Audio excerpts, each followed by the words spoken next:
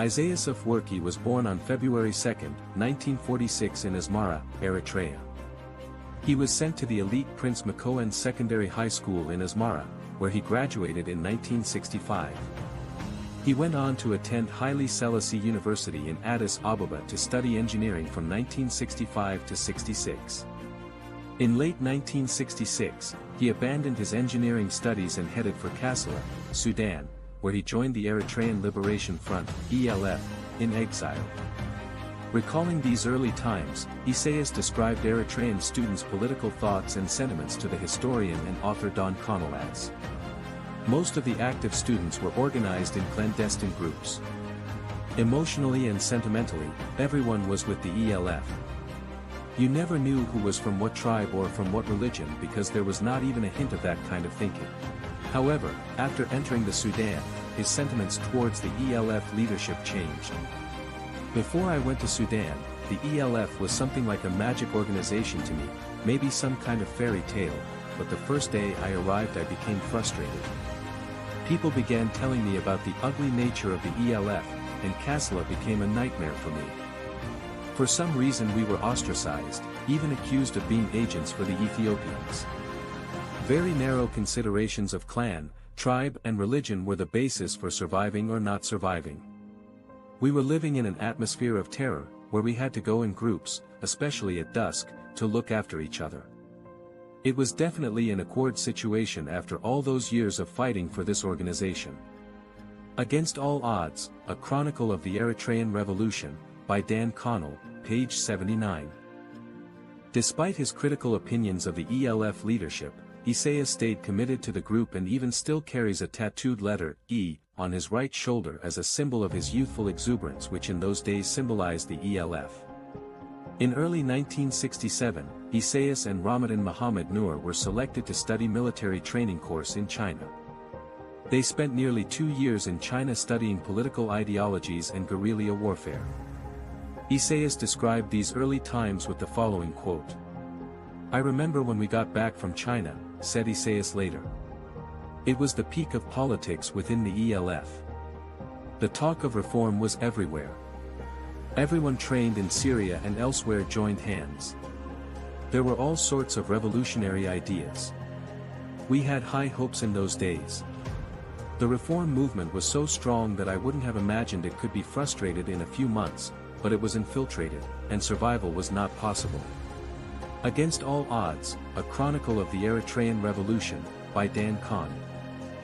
Many of Isaias' closest friends describe him as an intelligent, and fiercely guarded man with a no-nonsense attitude. One of Isaias' foreign critics described him as imposingly tall, fiercely intelligent, naturally austere. He had chosen his path early in life, rebelling against a father who was a committed unionist. In 1970, disagreements within EPLF led to 3 factions leaving the EPLF into 3 separate groups. One faction took refuge in the mountains of Sahel. Another group under Isaias' command, numbering less than a dozen, left for Eritrea's eastern escarpment. While the third group headed off to Aden and returned by boat to Eritrea, landing south of Assab. These 3 groups would eventually join to become one and went by the name of the Eritrean Liberation Front, People's Liberation Front, EPLF.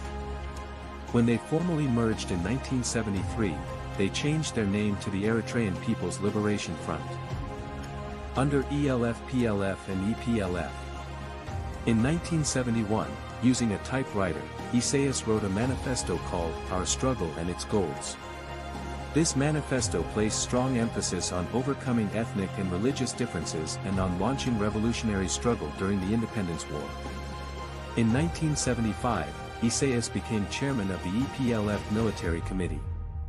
In 1977, under EPLF's first Congress, he was elected to be Vice Secretary General of the EPLF. A decade later in 1987, he became the Secretary General of the EPLF. From 1989 to 1993, Isaias had served as the Secretary General of the Provisional Government of Eritrea.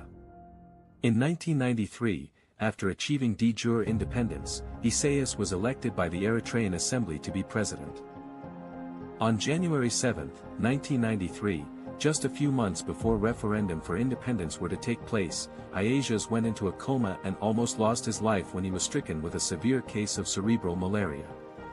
He was immediately flown by the U.S. Air Force to Israel for treatment. The treatment was remarkably effective. Recalling her visit to Eritrea in 1997 as the former First Lady of the United States, Hillary Rodham Clinton, in her book titled, Living History, states the following about Isaias and his wife Saba. The president of Eritrea, Isaias Afwerki, and his wife, Saba Haile, a former freedom fighter, lived in their own small house, but they received me at the presidential palace. As we watched folk dancers perform in a courtyard built by the Italians during their colonial occupation, I asked President Afwerki, who had given up his university studies to fight in the resistance, if he had ever found time to dance during their long war. Of course, he replied. We had to dance to remind ourselves of a world without war. Living History by Hillary Rodham Clinton, page 405. Isaias met his wife, Saba Haile, during the struggle to liberate Eritrea. Like him, she was a freedom fighter and met in Nakfa in the summer of 1981. Together they have 3 children, Abraham, Elsa, and Berhane.